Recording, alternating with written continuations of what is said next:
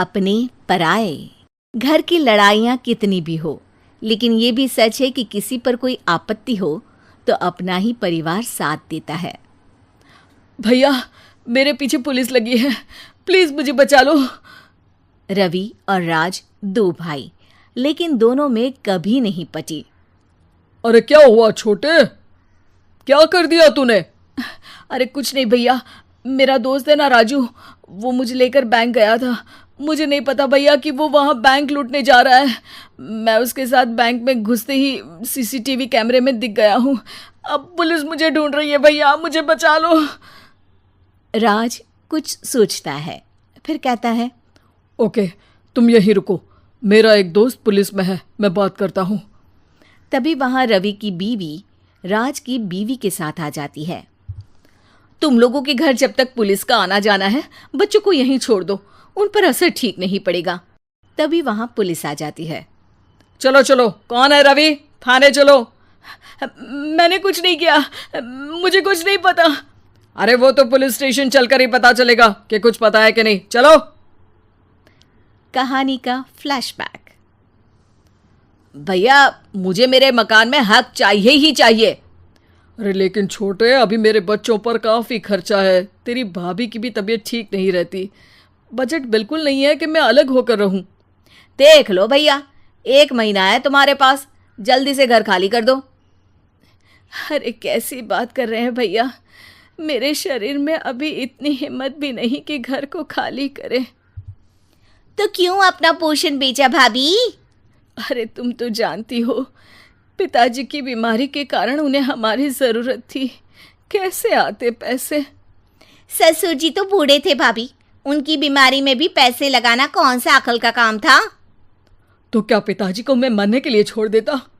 अरे रवि, तू तो समझ, पापा को हमारी ज़रूरत थी, उन्होंने हमारे लिए हर वो काम किया जिससे हमें खुशी मिले।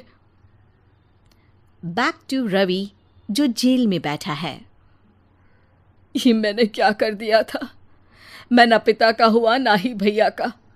मेरे साथ जो हो रहा है ठीक ही हो रहा है। तभी वहां पुलिस वाला आता है। रवि, तुमसे कोई मिलने आया है। भाभी, आप यहाँ क्यों आई? पुलिस स्टेशन है ये भाभी।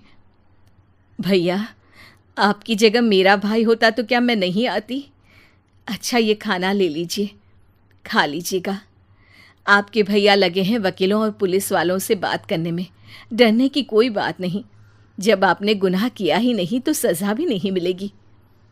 रवि भाभी को देखकर रोने लगता है। घर में साक्षी चुपचाप बैठी होती है कि तभी सोनम कहती है, अरे साक्षी, क्या हुआ, परेशान क्यों हो रही हो? भाभी, अभी अभी पुलिस स्टेशन से खबर आई है, इन्हें बड़े जेल में शिफ्ट किया जा रहा है, मैं क्या करूंगी भाभी? रो मत, हम अच्छे से अच्छा वकील करेंगे। लेकिन उसमें तो बड़े पैसे लगेंगे दीदी, हम इतना पैसा कहाँ से लाएंगे? अरे क्यों, ये मकान है ना, और मेरे कुछ गहने भी हैं। साक्षी की आंखों में पानी आ जाता है। पर दीदी, ये तो आप और भैया की मेहनत की कमाई है।